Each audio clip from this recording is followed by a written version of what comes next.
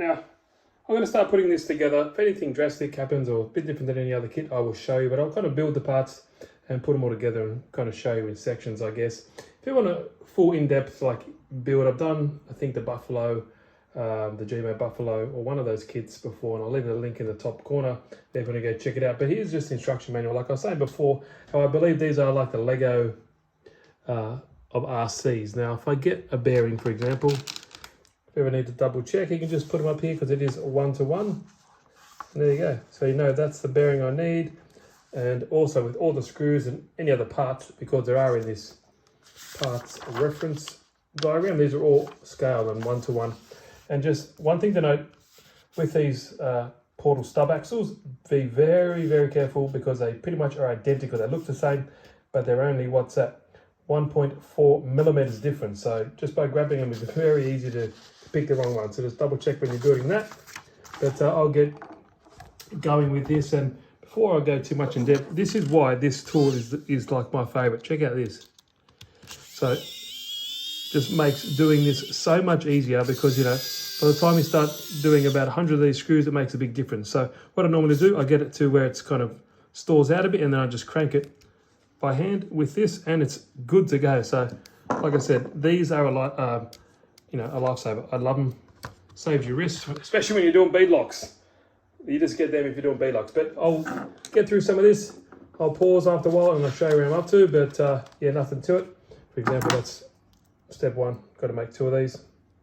That's all it is. And because they are lock diffs, you don't have any gears inside. Just like that. So it's a lock diff in each. Obviously, that's what you want for crawling. But I'll get through, and anything interesting happens, I'll show you where I'm up to. But yeah, let's get cracking. Right, quick update. There's the front axle, and this will be the same for the rear. Don't need to go too crazy at all. But important step with these, I don't know whether they're bearing carriers. You can see here that they go over the bearing just like that and hold it in, but there's a certain direction you see with this little groove. It's noted here as well in the instructions. You can see how the groove goes inwards against the gear like that. But the main thing is you don't want to over tighten these because it might bind up and cause unnecessary friction and wear. So just a quick one, just like that. And once that's all in there, the original metal pumpkins. That look cool. It goes on there like that and seals it up. So just want to butt in where I can, but that'll be the same with the rear as well. There we go. The rear front axle complete. Now the rear one's going to be very similar. Obviously it's not going to have the steering on it, but yeah, you get the idea. And you can tell that the rear one is much longer. This doesn't need to have the steering on the sides, but there we go, that's it. It's going to be exactly the same as that. It does have, you know, good, look at that, turning radius and hardly careful binding at all. So that's one assembly done. Now I'm up to the portal axles. Just want to show you guys, maybe they don't know what a portal axle is, but it just basically gives you more ground clearance, you can see. So on a normal car, this will be your axle, your wheel attached to here. With the portal axle, it actually drops down to here. So you're going to get that extra bit of ground clearance to, you know, get over your obstacles. So that's, you know, what a portal axle is. And if you haven't seen inside it, this is all the gearing that goes in there. It's pretty simple. I've got everything out that I need just here. It's basically 2 gears, just like that. And that's all it is. Got everything here. And the stub axles is what I mentioned before. So the stub axles for the front, these are 39 millimeters. And the rear, I think, are 37.6. So very similar. So just bear in mind. But you can also just put this down here because it's 1-to-1 and it tells you it is. But they look pretty much identical, bar 1.4 millimeters shorter than these. So I'll put all these together. But that's what it looks like. Pretty easy. You're going to make 2, obviously, for the front, left and right. And that's it. But like I said, anything exciting comes, I'll put it all together. But there you go. The rear is just there. Hunky-dory. Looking good. Before I put the casing on, this is it. That's basically all it is. Simple. Now, I normally use marine grease, but I also use this fast eddy grease as well. It's awesome stuff. Super sticky. You don't need heaps of it, but that's all it is. Just wanted to show you before I close it up. That's a portal axle. Simple. Cooking with gas, guys. Front and rear axles are all done. as the front one you saw previously. Nice portal axles, everything's nice and smooth like that. Just make sure that the bearing carries inside these, you don't tighten them down too much like I mentioned before. And here's the rear one, really nice. Just pay attention to, what are these, the lower shock mounts, that these kind of raised edges are facing up. That's all there is. Goes it in the manual, but yeah, just letting you guys know. And that's it. Just pay attention to the housings here, that they're the right ways, and that's all it is. Make sure everything runs nice and smooth, which it does. Quickly, up next is the transmission. I'm going to go build all that off camera. Too much to show you everything in detail. That's just a transmission. It's 2-speed transmission. A lot of gears in there. Obviously, don't forget the grease. And that's it. Good as gold. There we go. There is one completed gearbox. Now the motor's going here. I don't have a motor yet. I've got to source that. But it is a 2-speed gearbox. You can actually lock it if you want it in high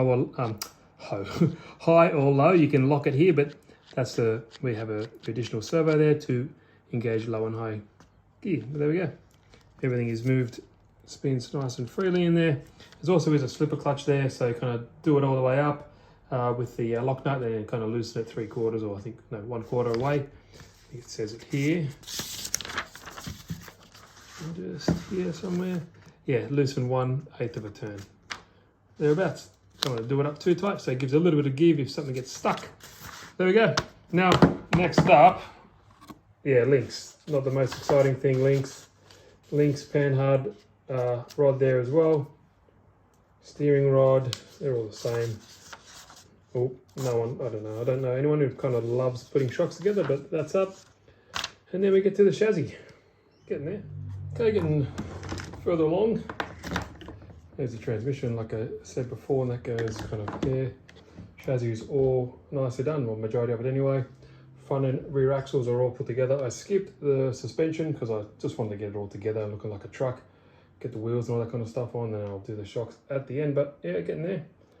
Won't be too much longer until it's done. I don't want to go too long in this. Don't want to have too many series. Like I said before, I've done other Gmade build series in. Well, I've done a few of them actually, so check out those videos if you want a more in-depth look. But yeah, it's getting there. Well, there we go. Chassis, suspension, all put together. Just I needed to get some CA glue or super glue for the wheels because they're not bead locks. But there we go. Chassis is all done. Looking good. I'm liking it. Yeah, just wanted to jump ahead. Like I said, don't want to go too in-depth, but there we go. So you got your shifting servo there, steering servo here. Everything looks really good. This is where your receiver goes there. Obviously, your electronics are in this kind of waterproof enclosure, which is really nice. It's got some foam there. You can also put grease to mitigate the water ingress, but that's it. I'll get the wheels and tyres on soon a little bit, and then it'll be time to pick a colour to spray the body. There we go. All put together. Check out the speed of the servo. This is only on 7.2. It's awesome, and this is a lower torque. One of those servos, they're crazy. Yeah. That's pretty damn sweet. Okay, obviously you got throttle and brake, everything works. And third channel here is for high and low. Done. So, pretty much it. If you leave it there, you can have it in neutral. I know it's not really used for electric RC car, but anyway, it's pretty cool. That's it. I think I'll end this video here. Next video, probably the final one, I'll do the body and we'll get all that prepared. I think I've got gunmetal for that, something a little bit different. I'll do like the gunmetal. But yeah, that's it. Didn't want to keep it too long, like I said, but there we go. Looks cool. I'm just... Wow. That is pretty impressive. Anyway, alright guys, see you in the next video.